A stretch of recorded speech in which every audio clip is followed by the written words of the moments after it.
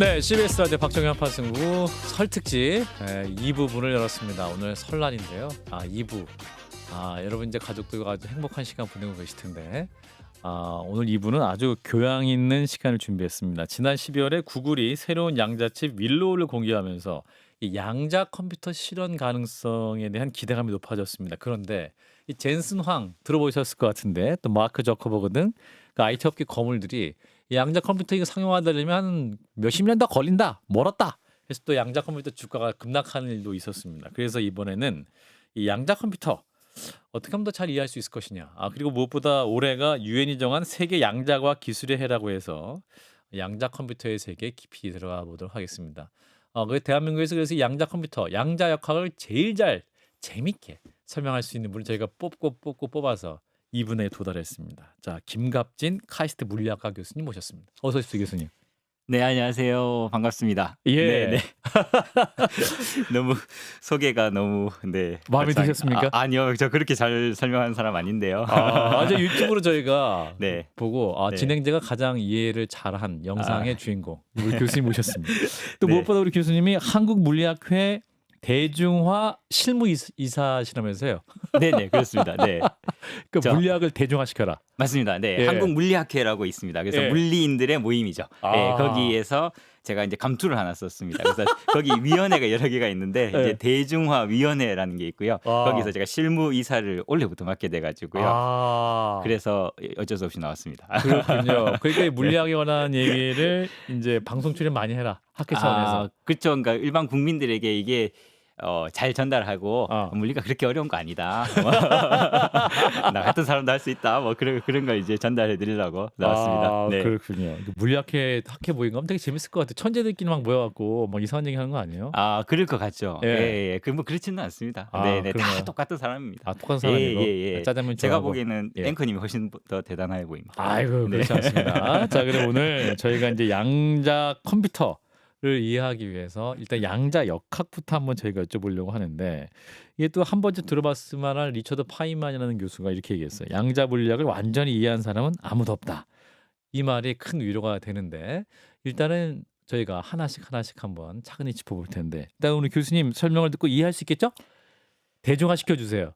예. 요즘 나라가 혼란스러운데 제가 그렇죠. 여러분, 이 국민 여러분을 더 혼란스럽게 하지 않을지 그게 약간 걱정이 됩니다. 약간 그런가요? 예. 근데 아니에요. 뭐 최선을 다해서 한번 제가 아는 한도 내에서 한번 설명드리도록 하겠습니다. 네, 일단 양자 역학인데 양자 두 글자부터 한번 뜯어보기. 양자는 뭡니까? 양자 하기 전에요. 역학부터 뜯어봐야 돼요. 역학 뜯어봐야 됩니까? 역학. 끝이 중요하거든요. 네, 끝이 중요하구나. 이 역학이 뭐냐? 이거부터 이제 봐야 됩니다. 예. 근데 저 앵커님 보고 말하면 되는 거죠. 그러니까 저 보고 말씀하시면 돼요. 예. 네, 그 역학이라는 게 뭐냐면 아. 그 힘력자 이런 거 쓰잖아요. 그러니까. 결국은 움직임을 이해하는 이기 위한 학문입니다. 그렇죠. 움직임. 세상 모든 게 다 움직이고 있거든요. 그렇죠. 그 사람도 움직이고 자동차도 움직이고 하늘의 해도 달도 사실 지구가 움직이긴 하지만 그렇죠, 어쨌든 그렇죠. 움직이고 있잖아요. 네. 이 움직이는 걸 이해하기 위한 학문이 역학입니다. 이해됐어요. 네네네. 예. 그래서 움직이는 걸 이해하는 게 역학이고, 예. 근데 왜 굳이 그런 걸 우리가 이해를 해야 되지? 그냥 움직이는 대로 놔두면 되는데 맞아요. 왜 굳이 저 움직이는 걸 왜 움직일까? 이걸 이해를 해야 될까? 예, 그러니까 그 사람들이 왜 움직임을 궁금해할까? 왜냐하면 여러 가지 이유가 있는데 네. 가장 중요한 거는 미래를 예측하고 싶어서입니다. 와우. 법칙을 쓴 이유는 네. 이걸 쓰면 미래를 예측할 수 있으니까.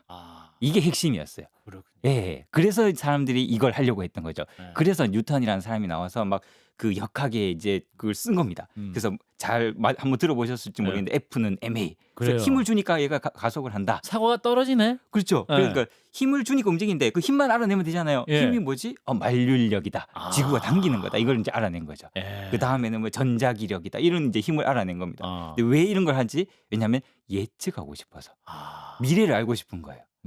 이게 이제 근본적인 이제 거기에 있는 근본적인 정신이죠. 미래를 알고 싶다. 미래 알고 싶다. 실제로 우리 알고 있거든요. 왜냐하면 이게 밖에 나가 보시면 차가 이렇게 움직이잖아요. 네. 저 차가 이렇게 쭉 가는데 1초 후에 어디가 있을까? 예측할 수 있거든요. 맞아요. 1초 후에 저기 가 있겠지. 로켓을 쏘면 1초 후에 얘가 몇 미터 올라갈까? 그 물리학자들이 계산하거든요. 예. 해서 로켓 쏘잖아요. 예. 내일 아침 해가 몇 시에 뜨지? 예측하잖아요. 몇 아. 시에 뜹니다라고 정확히 알잖아요. 일출 시간, 일몰 시간. 예, 예, 예. 네. 그 월식, 일식 언제 일어나지? 몇 월 며칠에 일어납니다라고 다 예측하잖아요. 네. 이게 가능하다는 거죠. 아. 미래를 예측할 수 있다. 그게 뉴턴이 위대한 거죠. 아. 인간이 드디어 미래를 예측한다. 과학은 우리에게 예측 가능성을 높여준 것이네요. 그렇죠. 예. 그러니까 그게 역학의 그러니까 움직임을 이해하려는 근본적인 원인이 이 미래를 예측하고 싶다. 아. 그 법칙만 쓰면 우리가 예측을 할 수 있을 것 같으니까. 그렇군요. 네. 그럼 우리 정치도 불확실성이 있다고 하는데 그것도 약간 역학적인 개념으로 힘의 개념으로 생각해도 재밌겠네요. 그렇죠. 그렇게 생각해 보면 또 재밌는 아. 게 나올 수도 있을 것 자, 같습니다. 역학 우리 네. 이해했고, 자, 양자로 넘어갑니다. 양자. 네, 근데 하나 더 말씀드려야겠는데요. 약간 이 미래를 예측한다는 게 약간 철학적인 개념도 있을 수 있어요. 그죠. 그 잘 생각해 보시면, 그러면 우리 몸이 뭐로 이루어져 있지? 이 원자로 이루어져 있거든요. 그 알고 보면 만물은 원자로 이루어져 있다고 조그만 알갱이로 우리 몸이 구성돼 있다는 거잖아요. 그러면 원자들이 이렇게 움직이고 있겠죠? 그럼 1번 원자가 2번 원자를 치고 2번 원자가 3번 원자를 치고 얘네들이 막 이렇게 움직이고 있겠죠? 네. 그러면 1초 후에 얘네들이 어디로 갈까? 지금 얘가 움직이고 있는 걸 보면 1초 후에 여기 가 있는 건 너무 당연한 거잖아요. 예. 그러면 1초 후, 1분 후, 1시간 후, 하루 후 또 다 예측 가능하잖아요. 한 달 후, 1년 후. 인간의 미래는 예측이 가능한 거죠. 지금 상태만 알면, 지금 예. 얘가 딱 움직이고 있는 상태가 알면 이미 미래는 결정돼 있죠.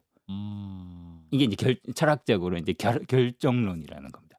뉴턴이 이제 그 법칙을 썼을 때 물리학자들이 기고만장했던 이유가 이거예요. 미래는 예측 가능하고 그랬더니 미래가 결정돼 있는 것 같은데 그럼 인간의 자유의지는 뭐지? 인간이 바꿀 수 없는 거 아닌가? 그냥 지금 이 상태에서 그냥 계속 가는 거 아닌가? 법칙에 따라서 예. 이게 고전역학입니다. 네. 재밌습니다. 재밌나요? 네. 근데 양자역학이 이거 틀렸다는 거예요. 이거 아니다라는 거 얘기 그런데 나오는 여기 게. 등장 양자역학. 그거 그렇죠. 아니다. 네. 아니다. 왜 아니다라는 것보다는 다를 수 있다? 네. 틀릴 수 있다? 그거 아닌 것 같아. 그게 다가 아닌 것 같다라는 겁니다. 그래서 거기까지 갔을 때 와, 물리학자들은 진짜 대단하죠. 미래를 우리가 예측하고 이제 인공위성을 띄우고 이게 다 되니까 화성도 이거- 가자, 뭐 달도 이게 가자. 다 되니까 와, 이거 대단한데 인간은 대단한데 근데 양자역학이 나오면서 그게 아니다. 세상의 본질은 그게 아니다라는 거를 얘기를 하는 거죠. 세상에 네. 문제 뭐랍니까 양자역학은? 그러니까 양자역학에서 얘기하는 거는 어. 예측은 불가능하다라는 겁니다. 네, 어. 근본적으로 왜 예측이 불가능하냐? 양자역학이 왜 나왔냐면 그러니까 가장 중요한 게 빛이랑 원자인데요. 예. 원자 그러니까 결국 뭐 파고 들어가면 결국은 원자 하나 남을 거잖아요. 맞아요. 그 원자 그냥 딱딱한 알갱이라고 생각을 했거든요. 예. 걔네들이 모여가지고 우리 몸이 됐다라고 사람들이 생각을 했는데 이 원자를 들여다보니까 뭔가 이상한 거예요. 또 자세히 원자를 보니까. 자세히 보니까 자세히 보통 보니까. 우리가 학교에서 원자는 원자 핵이 가운데 있고요. 그죠. 주변에 전자가 이렇게 돕니다. 돌아다녀요. 이렇게 얘기를 해요. 예. 근데 이 전자를 자세히 봤더니 어. 여기 있다가 갑자기 사라져서 여기서 나타나는 겁니다. 이게 여기 있다가 갑자기 사라져서 여기서 딱 나타나는 겁니다. 이게 말이 안 되잖아요. 이거 이상하잖아요. 왜냐하면 차가 이렇게 간다. 내가 초당 10m를 간다. 예. 그럼 1초 후에 10m 후에 가 있겠죠. 이 차는. 예. 그 예측이 가능하잖아요. 그럼 아. 0.5초 후에는 5m 가야 되잖아요. 예. 근데 여기서 갑자기 사라진 다음에 저기서 뿅 나타난다는 겁니다. 왜 이게- 나타났을까요? 이게 뭐지? 이라는 음. 거예요. 근데 이렇게밖에 설명할 수가 없다는 겁니다. 그래서 뭔가 1이 있고 2가 있으면 1.1도 있어야 되고 1.2도 있어야 되는데 예. 1 다음에는 그냥 2다. 그 사이가 없다. 어허. 여기서 사라져서 여기 나타난다. 예. 그래서 뭔가 점프 하면서 이게 최소 단위가 이렇게 있다. 이게 양자입니다. 영어로 아. 퀀텀이라고 이제 얘기하죠. 그래서 우리 퀀텀 점프한다라고 그죠? 하는데. 퀀텀 점프라는 게 느닷없이 점프하는 겁니다. 이유가 없어요. 그냥 여기서 사라져서 여기서 그냥 탁 나타나는 거예요. 그래서 어느 날 봤더니 저 사람이 어제까지는 별로였는데 오늘 봤더니 저 사람이 이게 지식이 뭐 갑자기 확실히 천재가 돼서 천재가 되어 나섰어요. 퀀텀 점프야, 점프를 그게. 했구나. 그래서 우리 아. 막 정부 정책에도 우리 경제에 퀀텀 점프합시다. 이게 예. 느닷없이 점프한다는 겁니다. 근데 양자역학이 세상이 진짜 그렇게 돼 있다라는 걸 얘기를 했거든요. 세상의 원리는 네. 느닷없이 변화도 있을 수 있다라는 그 거군요. 원자까지 가면 그런 상태가 나타난다는 겁니다. 그래서 예측이 불가능하다. 그냥 아. 확률적으로 그냥 나타난다는 겁니다. 네. 그렇군요. 네, 그게 양자의 의미입니다. 양자라는 거는 에너지의 최소 단위.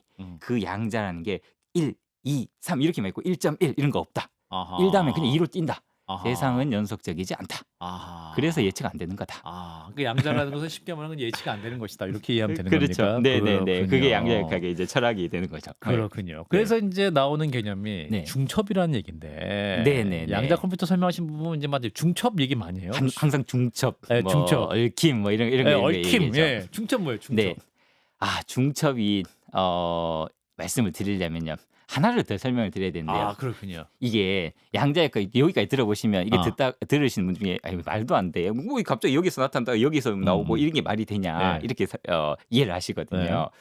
왜 그렇게 돼요? 라는 질문을 해야 하잖아요. 왜 그래요? 왜 왜 갑자기 여기서 없어졌다 여기서 나타납니까? 왜 그런 현상이 나타납니까? 라고 물으시면 물리학자들이 보고 봤더니 원자까지 갔더니 얘가 알갱이가 아니라 파동이다라는 걸 발견했어요. 파동. 네. 이게 핵심입니다.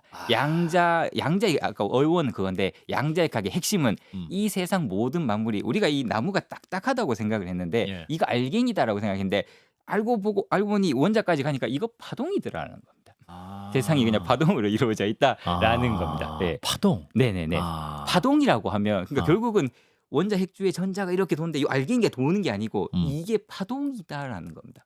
파동이다. 예, 이게 파동처럼 알갱이가 보인다. 아니라 파동이다. 네, 파동처럼 보인다. 파동처럼 보인다. 예, 정확히 얘기하면 파동처럼 보인다. 파동처럼 보인다. 여러분 네네네. 이해하셨죠? 그죠? 파동처럼 보인답니다. 파동이 아니라. 네. 야, 그 파동은 우리가 알기는 뭐 이렇게 이렇게 훌렁훌렁 하는 거잖아요. 그래서 제가 자료를 하나 가지고 왔는데 혹시 자료를 보여주시면 자료 한번 보여주세요. 슬라이드를. 네. 자, 첫 번째 가운데 원자 핵이 있고 이렇게 이제 돌잖아요. 맞아요. 이렇게 맞아요. 돈다. 네. 그러면 근데 이게 파동이라고 하면 네. 오른쪽처럼 이렇게 꿀렁꿀렁꿀렁 하면서 이렇게 돌 거잖아요. 저렇게 이제 돈다라고 할 수 있잖아요. 자세히 보니까. 저렇게 파동이라고 하면 저렇게 이제 돌 거잖아요. 네. 그러면 요게 파동이라는 게 이렇게 한 바퀴 도는 거니까 그러면 왼쪽에 있는 저 종이에다가 이렇게 해가지고 저 종이를 이렇게 접은 거랑 똑같겠죠, 파동을. 예. 그럼 잘 생각해 보세요. 저렇게 이렇게 딱 접었을 때 처음에 시작한 데와 끝나는 데가 똑같지 않으면 네. 이 파동은 한 바퀴 돌고 나서 또 돌아요. 안 만나요. 안 만나죠. 예. 그러면 계속 돌다 보면 어떻게 되냐면 파동이 올라갔다 내려갔다 하다가 어떨 땐 내려갔다 올라갔다 해서 없어져 버려요. 어허. 그래서 그런 계속 돌다 보면 그런 파동은 다 사라지고 예. 오직 남는 거는 규칙성 있는 거? 처음과 끝이 똑같은 거. 그러니까 한 번 출렁했던 거, 두 번 출렁했던 거, 딱 예. 맞는 것만 살아남아요. 예. 1.5가 없다는 거죠. 저것 때문에 그런 겁니다. 세상이 저렇게 돼 있으니까 원자가 알고 보니까 파동이라서 이게 1.5가 존재할 수가 없다. 다 사라져 버릴 테니까. 그래서 살아남은 거는 딱 1, 2, 3 요것만 살아남는다라는 겁니다. 그렇군요. 우리 인생의 인연도 약간 파동이 맞아야지 생기는 거네요. 그렇죠. 처음과 네네. 끝이 약간 맞아야지. 인연. 그렇죠. 인연이라는 뭐 이런 약간 그렇죠. 네네. 별 생각을 다 합니다. 그렇죠. 예. 이제 결정론은 아니고 양자역학적으로 하면 세상은 미래는 모르는 거기 때문에 인연이 그렇게 만들 수도 있는 거죠. 그렇군요. 네네. 자, 여기서 그냥 중첩으로 넘어가면 중첩. 네, 그래서 이제 파동까지 이제 세상이 이해했어요. 파동이구나. 이해했어요. 네, 그 파동이라는 거는 중첩이 일어날 수 있어요. 무슨 말이냐면 그냥 올라갔다 내려가는 거랑 내려갔다 올라가는 게 합쳐질 수 있거든요. 파동이라는 거는. 예. 그러니까 입자라면 예를 들면 당구를 치면 이렇게 땅땅 튕겨 나가잖아요. 근데 파동을 두 개를 딱 보내면 예. 물에서 내가 물장구를 이렇게 치면 파동을 이렇게 두 개를 보내면 두 개가 만났다 튕겨 나가잖아요. 예. 그냥 쑥 합쳐져서 이렇게 쑥 지나가 버리죠. 음. 파동의 성질이거든요. 우리 집의 파동, 우리가 얘기하는 이 목소리도 파동이거든요. 예. 만약에 이 파동이 당구공처럼 이게 쳐서 밀어내는 거라면 예. 앵커님이 말할 때 제가 말하면 저는 안 들리겠죠. 밀어내버릴 테니까. 소리가 밀어내버리니까. 근데 우리는 막 카페에서 얘기할 때 옆에 얘기 잘 들리잖아요. 내 얘기하면서도 옆에 다른 얘기가 계속 귀에 들어오잖아요. 맞아요. 그게 파동이라서. 왜냐하면 파동은 다 통과하거든요. 서로를. 예. 그래서 파동은 좀 달라요. 그래서 결국 파동은 합쳐질 수 있다. 이게 합쳐지면 두 개 볼록한 거 두 개가 합쳐지면 더 커질 거고 볼록한 거랑 오목한 거랑 두 개가 합쳐지면 사라져 버릴 거고. 그게 이제 여러분 쓰는 노이즈 캔슬링 이어폰. 소리가 딱 들어오면 이게 막 소리가 파동이겠죠? 예. 그럼 그거랑 반대되는 걸 만들어 버립니다. 그러면 다 사라져요. 소리를 없애버리고. 노이즈 캔슬링 그런 원리군요. 네네네. 그게 중첩의 원리를 파동의 중첩의 원리를 쓰는 겁니다. 그래서 파동을 합쳐질 수 있으니까 그게 중첩입니다. 그러니까 양자역학도 결국 세상이 파동이니까 예. 합쳐질 수 있구나라는 거예요. 합쳐질 수 있다. 네네.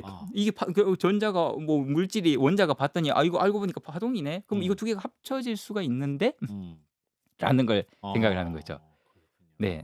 재밌어요. 아직까지 다 이해했어요. 자, 밖에 PD는 약간 이해 못한 얼굴이긴 한데 이해했습니까? 약간 이해 못했어요.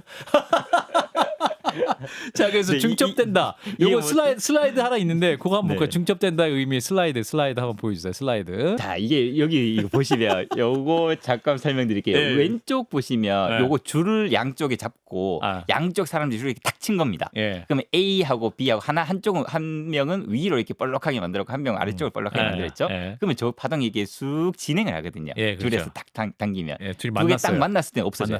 만나 없어지죠. 없어지고 다시 또 생겨요. 쑥 어. 지나가서 B는 이번에 왼쪽으로 가고 A는 오른쪽 가고. 지나갔으니까. 네, 파동이 쑥 지나가니까. 예. 그래서 물결이나 뭐 줄을 흔들거나 이런 어허. 파동은 다 저렇게 되거든요. 어허. 딱 만났을 때 만났을 때. 저걸 이제 중첩이라고 이제 얘기를 하는 건데요. 파동과 파동의 만남이 중첩이다. 딱 만난 거죠. 예. 예, 근데 여기까지 하면 뭐 그럴듯하지 않나요? 예. 그렇죠. 예. 근데 양자역학에서 얘기하는 중첩이 약간 달라요. 여기는 이해하기가 어렵습니다. 요 이해하게 예, 해주세요. 요게 뭐냐 좀 하면요. 그림이 있는데. 네네네. 양자역학에서 얘기하는 거는 파동이라 그랬잖아요. 네. 뭐 전자가 파동이라 그랬는데 음. 이게 꿀렁꿀렁하면서 움직이는 게 아니에요. 전자가 분명히 이렇게 돌고 있는데 얘가 파동처럼 돌고 있는데 네. 이게 이렇게 꿀렁꿀렁하면서 움직이는 게 아니라 이 파동이 뭐냐 하면 전자가 거기에 나타날 확률을 나타내는 겁니다. 여기 올라갔을 때는 거기 나타날 확률이 높은 거고 내려갔을 때는 거기 나타날 확률이 낮은 겁니다. 이해했어요. 예. 여기 나타났다가 할 수 있다는 겁니다. 예. 네, 그러니까 그게 그럼 그거 확률인 거죠. 그래서 음. 여기에 나타날 확률을 얘기하는 게 그게 이제 파동의 의미예요. 예. 그럼 그 두 개 파동이 합쳐졌어요. 확률이 바뀌겠네. 그러면 그죠? 여기에 나타날 확률이 있고 여기에 나타날 확률 두 개가 합쳐진 거잖아요. 예. 그럼 아주 쉽게 얘기를 드리면 제가 이렇게 앵커님 보고 있으면 제가 앞 보고 있죠. 예. 이게 제 상태예요. 저는 앞을 보고 있는 예, 상태. 예, 근데 예. 제가 이렇게 돌면 뒤를 보고 있는 뒤를 돌아보고 있는 상태죠. 예. 앞을 돌아보고 있는 상태와 뒤를 돌아보고 있는 상태가 중첩된다는 겁니다. 이게 양자역학에서 얘기하는 중첩의 의미입니다.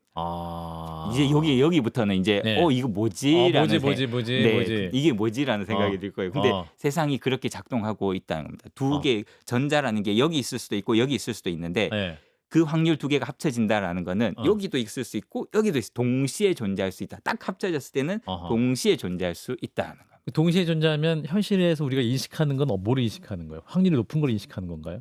그래서 그러면 동시에 이거 뭐지? 그러면 뭐지? 사람이 뭐 앞으로도 보고 앞으로, 뒤로도 뒤로. 보는 건가? 그래서 도플갱어야? 확인해 봐야 되잖아요. 네. 그래서 확인을 딱 해보면 네. 앞으로 본 게 딱 나와요.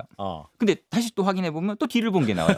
그러니까 이게 이제 양자역학에서 관측인데요. 관측하는 순간 나타난다는 겁니다. 그 전에는 두 개가 동시에 존재하다가 관측하는 순간 거기에 딱 나타난다는 겁니다. 이게 양자역학에서 중첩입니다. 요거는 이해하기가 굉장히 어려워요. 그래서 바인만 교수님이 이거 양자역학 아무도 이해 못할 거야. 왜냐하면 이걸 어떻게 받아들여요?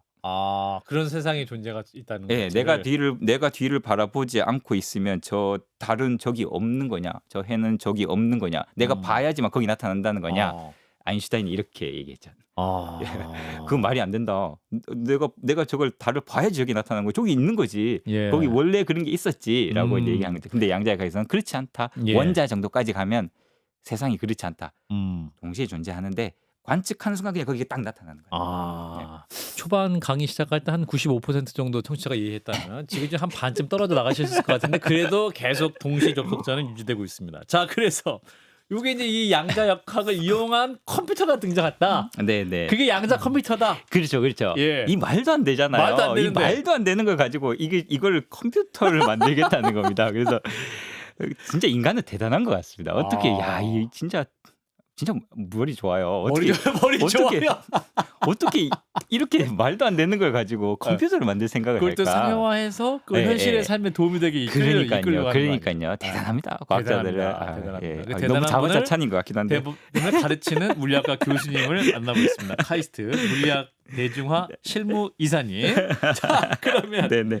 양자 컴퓨터 연구는 우리 일반 지금 이제 일반 PC와 뭐가 관련 있느냐? 일테면 이제 일반 디지털은 0, 1, 0, 1, 0, 1, 0, 0, 1, 1. 요거 이제 네네네. 딱 구분되잖아요. 그 그렇죠. 양자 컴퓨터는 네. 0, 1 이 구분이 모호하다는 거 아니에요. 그렇죠. 중첩. 방금 이제 말씀드렸잖아요. 네. 두 가지 상태가 중첩돼 있을 수 있다. 0과 1 상태가 네, 중첩될 수 네네. 있다. 관측하는 순간 0이 되거나 1이 된다. 그러나 관측하지 않으면 그건 0과 1이 동시에 존재하는 거다. 이걸 이용하는 겁니다. 그래서 지금 컴퓨터 이진법 0, 1 이렇게 0, 1, 써서 0, 1. 여러분 핸드폰도 여러분 앞에 눈앞에 컴퓨터도 다 지금 네. 그 0, 1로 그냥 계산해서 보여주는 거거든요. 네. 예, 근데 그러지 말고 0과 1을 그러면 0, 1로 계산을 하려면 예를 들어서 0 더하기 0, 0, 뭐 0, 0 아니면 1이니까 두 개가 있다. 그러면 0 더하기 0, 0 더하기 1, 1 더하기 0, 1 더하기 1 네 가지 경우가 있죠. 세 개가 있다. 그러면 0, 0, 1, 0, 1, 1, 뭐 1, 0, 0, 8가지 나옵니다. 예. 그러지 말고 그냥 0과 1을 동시에 존재하면 음. 한 방에 할 수 있는 거 아니냐. 아. 라는 거죠. 네. 근데 그러니까 그런 개념이죠. 결정해 하지 말고 결정도 아니고 찬성하기도 하고 반대도 하기도 하니까 그 동시에 했다가 그렇죠. 그렇죠. 의견을 묻는 딱 그 관측의 순간에 나 반대, 난 찬성 뭐 이런 개념입니까 그러면? 그렇죠. 아, 네네네. 조금 이해한 것 같아요 저는. 네네.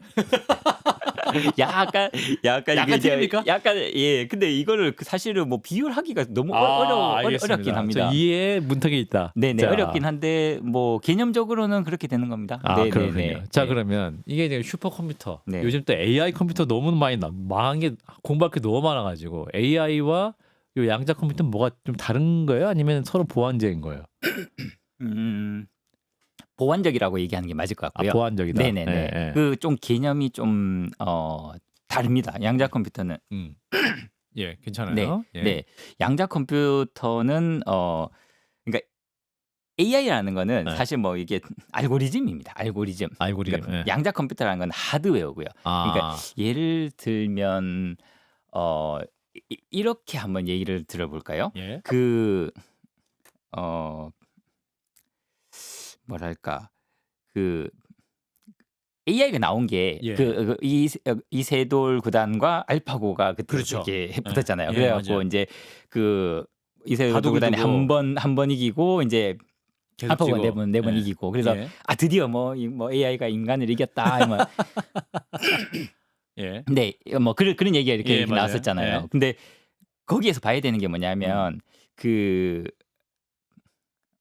인간이 한 번 이겼다는 게 되게 중요한데요. 왜냐하면 잘 생각해 보시면 그 뭐 결국 AI가 이기긴 했잖아요. 근데 그 AI를 돌리려면 CPU 막 1200대 맞아요. 막 슈퍼컴퓨터 엄청난 에너지를 쏘아가지고 거기에서 막 그걸 돌려가지고 막 머신러닝을 하고 러닝을 시켜가지고 예, 예. 학습을 시켜가지고 이겼잖아요. 예. 근데 이세돌 구단은 아침밥 먹고 커피 한 잔 먹었잖아요.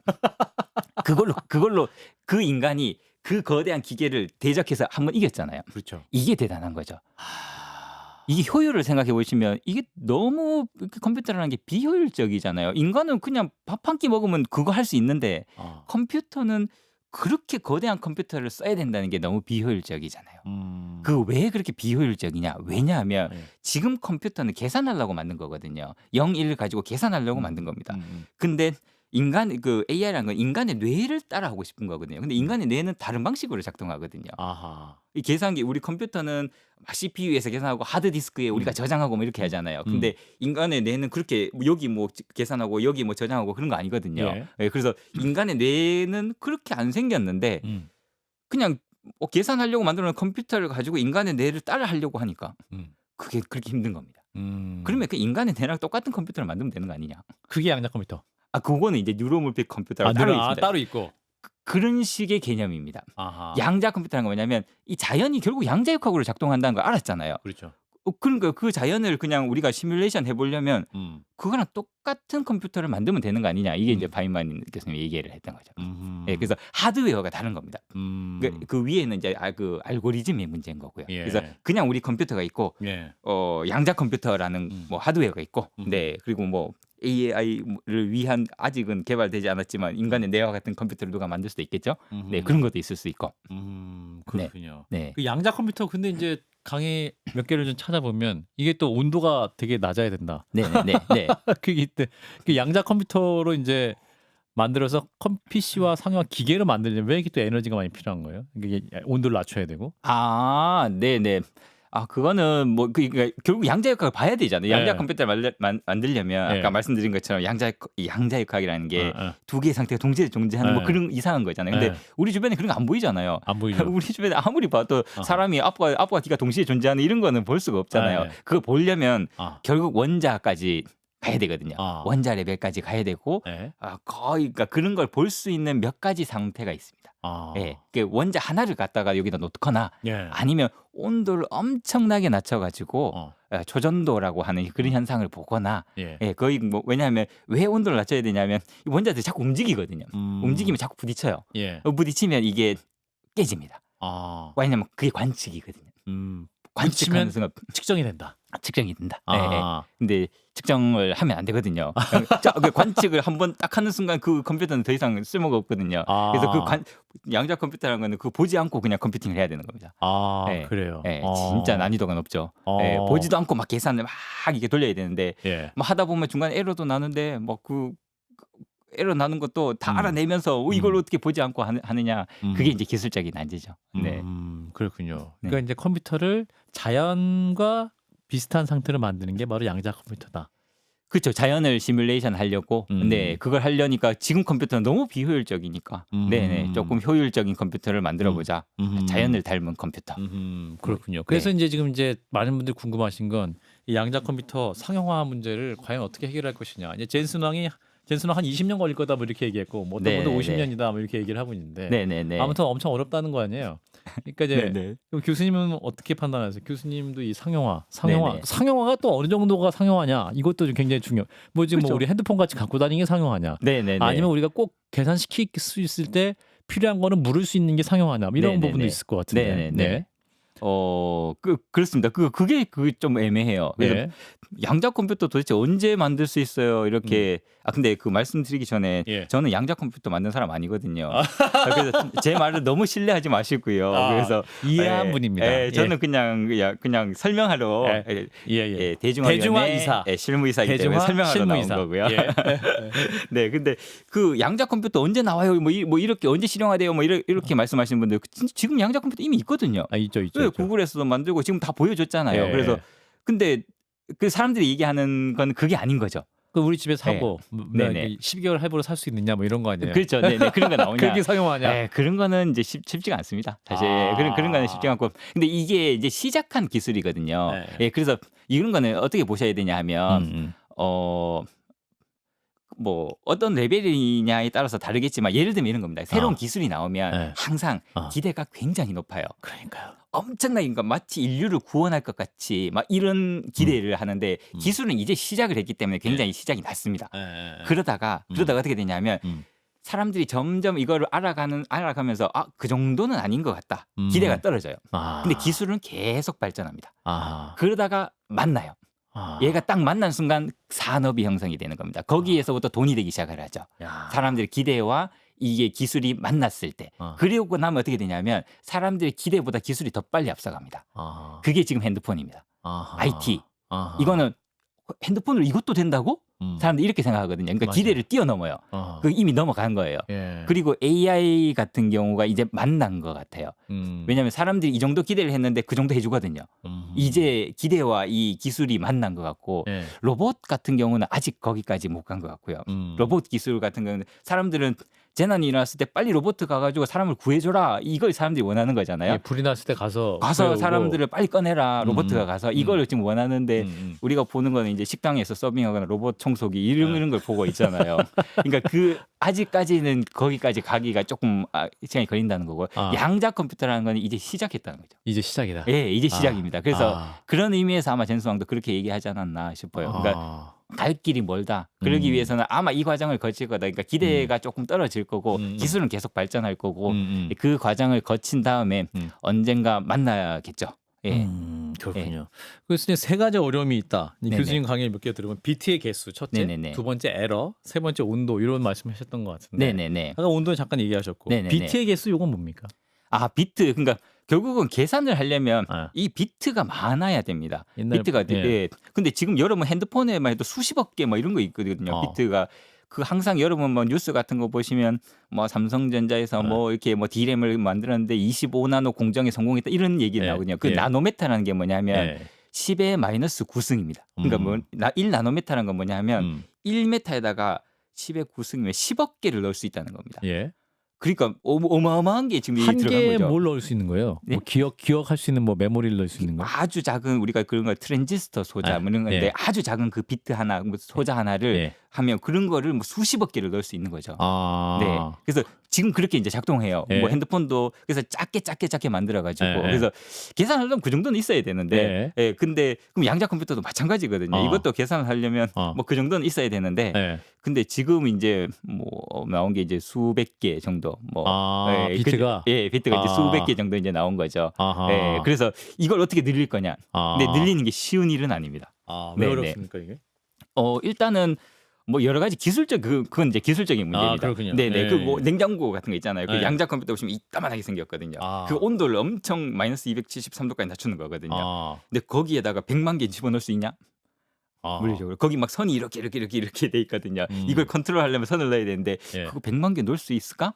예, 뭐 그런 거죠. 근데 기술은 계속 이렇게 발달하니까 점점 개수가 늘어나긴 하는데 이제 뭐 1000개 뭐 이 정도 수준이니까요. 그렇군요. 네.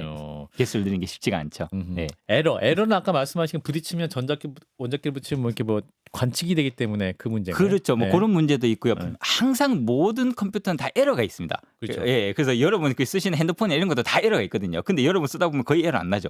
예전에 에러 났는데요. 막 블루 스크린 같은데 요즘 거의 에러 안 나요. 그러네요. 예, 요즘 거의 에러 안 납니다. 옛날에 껐다 키면 됐었는데 이제 네네. 덜 껐다 키는 것 같아요. 생각해 보면. 예. 비트라는 건 항상 에러가 나는 거거든요. 그래서 근데 에러가 뭐 날 수도 있잖아요. 그러면 에러를 생각해 보면 이게 99% 정확도다. 그러면 1%밖에 에러가 안 나. 뭐 이렇게 생각하실 수 있잖아요. 근데 이런 경우도 그 계산을 100번 하다 보면 99% 이렇게 100번 하다 보면 정확도가 37%로 떨어지거든요. 그렇죠. 그래서 1% 에러만 있어도 그래서 에러가 거의 없어야 돼요. 근데 에러가 없다는 건 불가능해요. 인간사 세상에 에러 모든 사람도 그렇고 에러는 항상 존재할 수밖에 없습니다. 실수합니다. 네. 방송에도 실수하고. 그렇죠. 예, 실수를 하면 가장 중요한 게 정정을 해줘야 됩니다. 그렇죠. 내가 실수할 수 있어요. 실수해도 이걸 내가 틀렸다. 내가 잘못했다. 기계도 틀립니까? 라고 얘기해주면 돼요. 그래서 그런 걸 오류 정정이라고 합니다. 항상 오류는 발생할 수 있습니다. 기계도 마찬가지예요. 근데 그렇게 했을 때 이걸 정정을 해줘야 됩니다. 근데 그 수정하는 게 굉장히 어려워요. 왜냐하면 이거 원래 1로 썼는데 이게 갑자기 0으로 바뀌었어요. 0, 1, 0, 1 이렇게 썼는데 1이 갑자기 0으로 확 바뀌었어요. 그럼 지금 컴퓨터는 어떻게 하냐면 너 뭐야? 1이야? 너 0이었는데 왜 1이 됐어? 그러면 0으로 다시 바꿔. 이렇게 정정을 해줘요. 수정을 해줘요. 근데 양자 컴퓨터는 너 뭐야? 라고 묻는 순간 관측이 되니까 끝나거든요. 계산이 끝나버리거든요. 그러면 안 되거든요. 묻지 않고 에러가 났는지 안 났는지 알아내야 됩니다. 그것도 어렵네. 구글에서 이런 거 했다는 거예요. 이런 것도 사람들이 해낸다는 겁니다. 그렇군요. 예. 자, 그럼 이걸 도대체 어디에 쓸 수 있을 것이냐? 일테면 네네. 이제 기존 PC는 전산과가 전자 계산학과니까 이 계산을 하는 거였는데 이거는 이제 또 다른 차원의 계산 능력이에요. 지난달 12월 9일이었어요. 윌로 차세대 양자체 윌로를 공개했는데 이걸로 이제 우주의 역사보다 긴 10세틀년이 걸리던 문제를 한 5분 만에 풀었다. 그럼 이게 성능이 어느 정도인 거예요? 그럼 이게 그럼 엄청난 것 같죠. 엄청난 것 같죠. 이야, 10의 21승년인가요? 10의 24제곱. 뭐 결국 우주의 시간만큼 걸려도 못 푸는 문제를 갑자기 이게 5분 만에 풀었다. 풀었다는 거잖아요. 네. 와, 이거 진짜 엄청난 것 같잖아요. 근데 엄청난 건 맞습니다. 엄청난 건 맞는데요. 그 양자 컴퓨터 아까 말씀드렸다시피 다른 거예요. 그냥 컴퓨터랑 양자 컴퓨터는 다른 거예요. 그래서 푸는 문제 자체가 달라요. 네, 그래서 그걸 뭐 아주 대단한 일인 건 맞지만 그러니까 예를 들면 아주 쉽게 얘기하면 이런 거예요. 삽질을 하잖아요. 인간이 삽질을 해요. 이해되기 시작해요. 삽질. 네, 삽질해요. 그러니까 삽이라는 걸 발명해서 땅을 파기 시작해요. 되게 효율적이에요. 삽질 이렇게 하다가 나무를 찍어 넘어뜨리고 싶은 거예요. 그 삽으로 나무를 찍어요. 근데 1000번을 찍어도 이 나무가 안 넘어가요. 근데 갑자기 도끼를 발명했어요.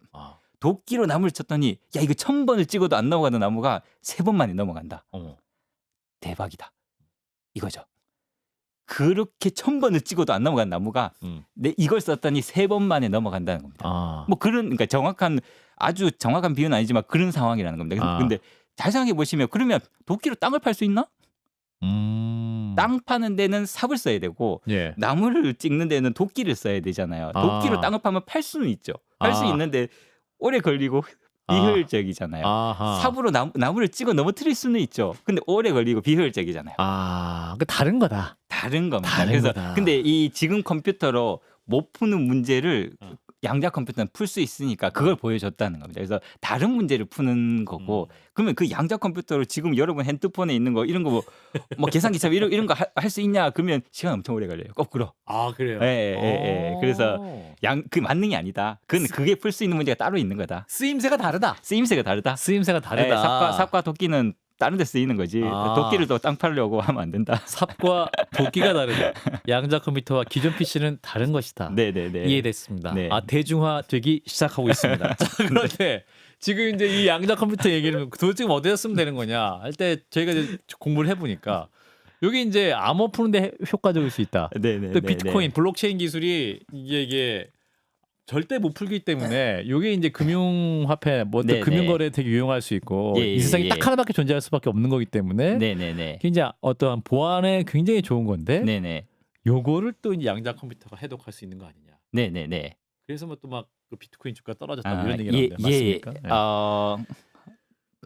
제가 비트코인을 정확히 모릅니다. 비트코인 얘기하지 마시고 비트코인을 정확히 몰라서요. 일단 암호. 그건 모르는데 근데 기본적으로 그것도 암호로 작동을 하니까 예. 그러니까 암호의 전반적인 걸 생각해 보시면 지금 암호가 이제 안 풀리는 이유가 있죠. 그래서 안 풀리니까 잘 다들 쓰고 있는 거잖아요. 네. 그렇죠? 근데 그거를 양자 컴퓨터가 풀 수는 있습니다. 그러니까 그런 걸 잘 풀어요. 그러니까 아까 삽과 도끼처럼 양자 컴퓨터가 풀 수 있는 양자 컴퓨터로 막 더하기 곱하기 막 시키고 지금 뭐 이게 여러 번 컴퓨터에서 작업하는 거 이제 한글 작업 이런 거 시키면 네. 잘 못해요. 근데 그런 문제를 잘 풉니다. 그래서 풀 수 있는 몇 가지 이제 문제가 있는데 그 중에 하나가 이제 암호를 푸는 거죠. 암호를 푼다. 네네네. 암호를 풀 수 있습니다. 그래서 원리적으로 이제 암호가 푸는 게 가능한데요. 그게 왜 그러냐면 그거는 설명이 조금 어려운데 인수분해 얘기잖아요, 그죠? 네. 인수분해. 원하십니까? 예. 원하시면 설명드리고. 한 5분 정도? 예. 설명 살짝. 설날에 너무 여러 힘들게 괜찮아요. 흥미진진해요. 예. 네네. 암호. 네네네. 암호의 세계. 네, 암호인데요. 그러니까 결국은 여러분이 그 은행이랑 이제 암호를 주고받잖아요. 근데 인간이 암호를 어떻게 주고받냐면 암호를 만든다는 거는 공통된 뭔가가 있어야 돼요. 그래서 앵커님과 제가 뭔가 우리가 암호를 만들자 그러면 그럼 지금 요 스튜디오가 있는 층 더하기 이 방 번호 그러면 저희만 알죠. 청취자들은 모르시겠죠. 예. 이렇게만 암호 만듭니다. 아하. 암호는 뭔가 이게 서로 똑같이 공유하는 게 있어야 돼요. 뭐 추억을 공유하듯 옛날 우리가 갔었던 거기 뭐 이런 식으로 하잖아요. 그게 있어야지 암호가 되는 겁니다. 예. 근데 나는 은행과 거래를 하고 싶은데 은행과 나는 추억이 없어요. 그렇죠. 공유할 수 있는 게 없잖아요. 없어요. 이런 경우에 어떻게 이거 암호를 주고받느냐, 암호를 어떻게 만드느냐 하면 이제 그게 이제 수학자들이 만들어 놓은 알고리즘입니다. 그거 어떻게 하냐면 자기 암호를 정해요. 제 암호는 제만 알고 있는 거. 보통 다들 암호를 가지고 계시잖아요. 핸드폰도. 그래서 뭐 예를 들어 저는 3이라는 암호를 정했고 은행도 나름대로 5라는 자기 암호가 있어요. 이거는 아무한테도 공개를 안 해요. 그리고 사람들한테 근데 해커는 그걸 보려고 노력을 하잖아요. 그래서 그냥 해커를 보라고 어떤 숫자를 하나 보여줘요. 7이라는 숫자를 보여줘요. 자, 그러면 여기 7이라는 숫자 나와 있고 볼 수 있어요. 저는 3이고 은행은 5가 있어요. 근데 요거는 못 봐요. 요거 들키면 큰일 나는 거고요. 그리고 이제 그럼 어떻게 요거 하냐면 곱합니다. 저는 3이랑 저 7이 나와 있잖아요. 그럼 곱해서 21 이렇게 해커한테 보세요. 그리고 21을 던져요. 은행도 자기 5를 가지고 있잖아요. 5 곱하기 7을 해서 35를 이렇게 보여줘요. 보세요. 그럼 해커 다 봐요. 21, 35, 7이 나와 있네. 그럼 이 사람 비밀번호가 뭐지? 그걸 알려면 나눗셈을 할 줄 알아야 돼요. 그렇죠. 그러니까 21을 던졌으니까 21에 7을 나누면 3이 3이구나 비밀번호. 그걸 알아야 되는데 그러려면 근데 해커가 나눗셈을 만약에 못하면 이거 못 풉니다. 그러니까 그러면 그다음부터 어떻게 하냐면 은행이 5 곱하기 7 해서 35를 던졌죠. 35를 제가 가지고 와가지고 제 비밀번호 3이죠. 3 곱하기 35를 하면 105가 나옵니다. 은행도 마찬가지로 제가 21이라는 숫자를 보여줬기 때문에 그걸 가지고 가서 자기 5를 곱하면 105가 나와서 똑같아집니다. 그 다음부터 그걸로 이렇게 하면 돼요. 여기서 중요한 건 해커는 나누기를 못 해야 된다. 아하. 그게 이제 소인수분해라는 겁니다. 예. 그러니까 곱하기는 잘하는데 나누기를 못 한다는 거잖아요. 그래서 음. 5 곱하기 3은 얼마입니까? 그러면 15요. 음. 15는 못 곱하기 뭡니까? 그러면 모르죠. 근데 1, 이 정도까지는 알죠. 3 곱하기 5 그건 이제 요 정도까지 계산이 되잖아요. 네. 3 곱하기 5입니다. 이렇게 대답할 수 있어요. 네. 46만 3,699는 못 곱하기 뭡니까? 이렇게 물으면 이거는 어려워요. 이거는 지금 여러분 앞에 있는 핸드폰으로 아무리 해도 안 돼요. 근데 여러분 핸드폰으로 509 곱하기 911을 해요. 그러면 46만 3,699가 나옵니다.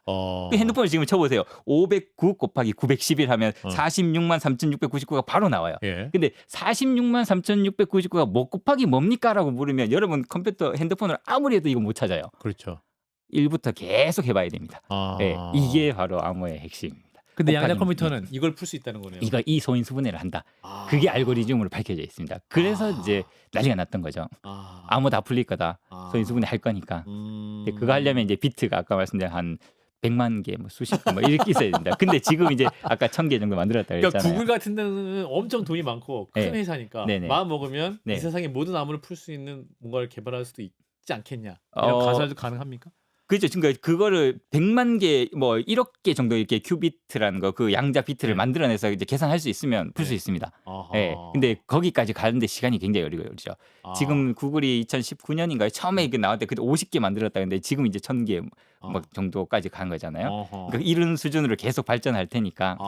네네. 쉽지 않습니다. 개수를 늘리는 게 아까 말씀드린 것처럼 이게 쉬운 일이 아닙니다. 그렇군요. 개수 늘릴수록 오류도 막 나고 막 그러니까. 네네. 그래서 갑자기 멈춰서 부딪혀가지고 또 네. 멈춰버리고 네네네. 하면 계산이 다시 컴퓨터해야 되는 거니까. 그렇죠. 자, 그런데 또 하나 이제 양자 컴퓨터로 할 수 있는 게 최적화의 문제를 해결할 수 있다라는 건데, 이를테면 내비게이션. 지금 이제 저희 내비 키면 최적 경로가 한 세 개 정도 나오는 것 같아요. 1, 2, 3 뭐 이렇게 나오는 것 네네네. 같은데, 양자 컴퓨터로 하면은 가장 빨리 가는 길 딱 하나를 찝어준다. 뭐 이런 걸 이해하면 됩니까? 그렇죠. 그러니까 가장 최적의 경로가 어디냐라는 걸 이제 알아내는 건데요. 네. 그래서 그러면 그 양자 컴퓨터가 예. 일단은 이제 최적화 문제부터 일단 한번 보시면 이 최적화 문제가 뭐냐면 가장 시간이 제일 짧은 거 내비게이션처럼 그 경로가 어디냐 이런 걸 어떻게 찾냐면 예를 들면 내가 이렇게 출장을 갈 때 세 군데 출장을 가야 되는데 어디부터 가는 게 효율적일까 이런 경우의 수 그러니까 결국 경우의 수의 문제예요. 그러면 6가지 경우가 나오거든요. 그래서 여기 갔다 저기 갔다 여기 갈 수도 있고 저기 먼저 갈 수도 이렇게 할 수도 있고 근데 10군데 가야 된다 그러면 360만 가지 정도 나옵니다. 20군데 가야 된다 243경계가 나옵니다. 이거 어떻게 다 계산했어요? 예, 근데 이런 거는 우리가 흔히 있는 일입니다. 왜냐하면 야구팀 있잖아요. 야구팀 10팀 있으면 시즌을 어떻게 이 매칭을 어떻게 시키지? 네. 이 모든 경우를 다 고려해야 되잖아요. 그렇죠. 10팀이면 이거 360만 가지 계산해야 됩니다. 이거 별거 아닌 것 같은데 이런 문제가 우리 주변에 많거든요. 이런 문제를 이제 이런 최적화 문제를 잘 푼다라는 겁니다. 그렇게 근데 양자 컴퓨터 그럼 그거 어떻게 푸는 거지?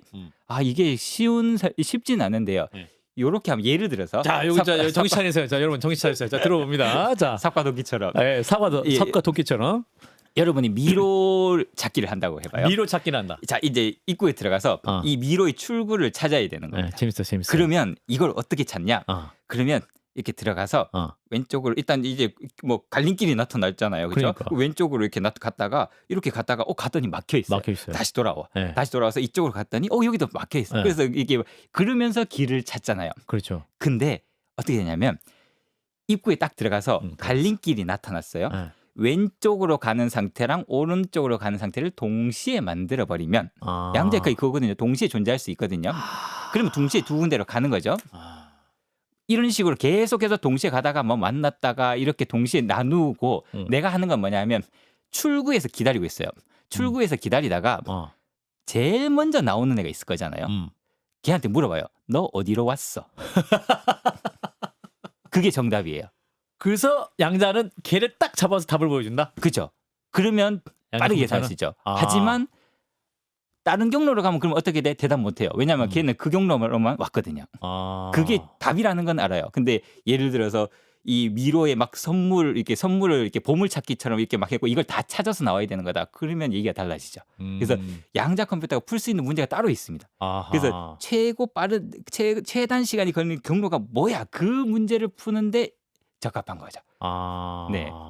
그렇군요. 아유, 중첩을 이용해서. 중첩을 그래서 이용해서. 중첩 동시에 존재할 수 있기 때문에. 동시에. 네. 아하. 그래서 계산을 조금 적게 해서 아하. 빨리 할 수 있다.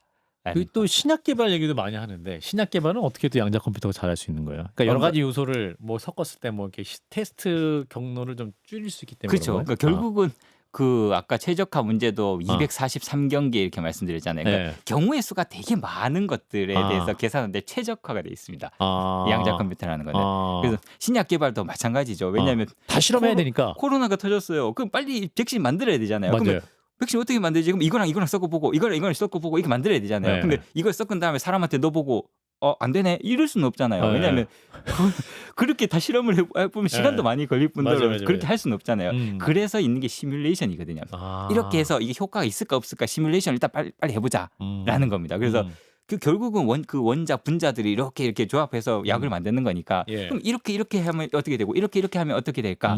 그걸 다 시뮬레이션을 해보자 했더니 경우의 수가 너무 많아요.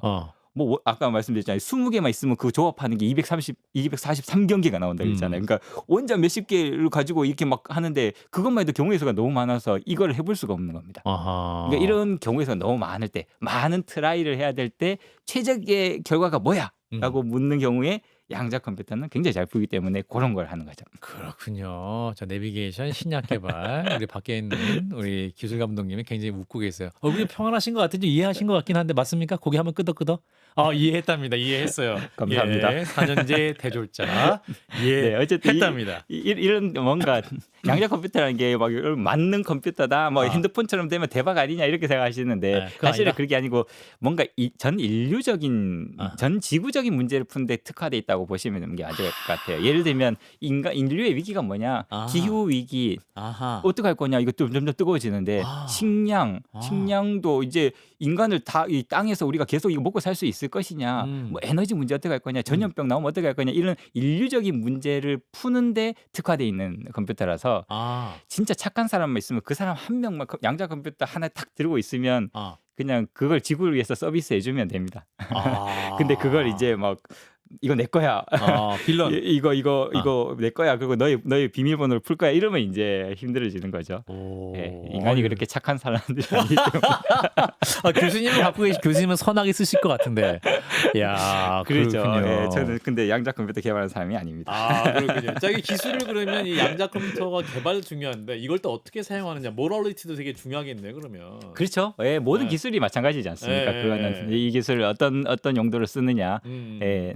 그래서 과학자들도 항상 그게 고민의 지점입니다. 이게 기술은 멈출 수 없습니다. 그렇죠. 이렇게 나오면 계속해서 이게 가는 거거든요. 네. 그래서 그걸 어떻게 적절히 통제하고 우리가 사용할 것인가. 그것도 되게 중요한 문제죠. 그렇죠. 예. 사실 오펜하이머 갑자기 생각나네요. 그렇죠. 예. 맞아요. 예. 핵 물리학자들이 고민도 그런 부분이었던 맞아요. 것이고 예, 사실은. 그건 심각한 고민이죠. 예. 알겠습니다. 근데 교수님 뵙고 딱 얘기를 하니까 뭔가 양자 컴퓨터를 조금 알고 있다. 주위에 자랑할 수 있을 정도는 된 것 같습니다. 예, 이게 말이야 네, 네. 하면서 제가 한 5분 정도는 뽐낼 수 있는 양자 역학, 양자 컴퓨터 어디까지 아니 했을 때 뭐 삽과 망치와 미로만 얘기해 주시면 그래 삽과 망치 미로 요거 어디에도 없는 얘기였어요. 이거 삽과 망치 미로 요 세 가지로 저희가 이해를 했습니다.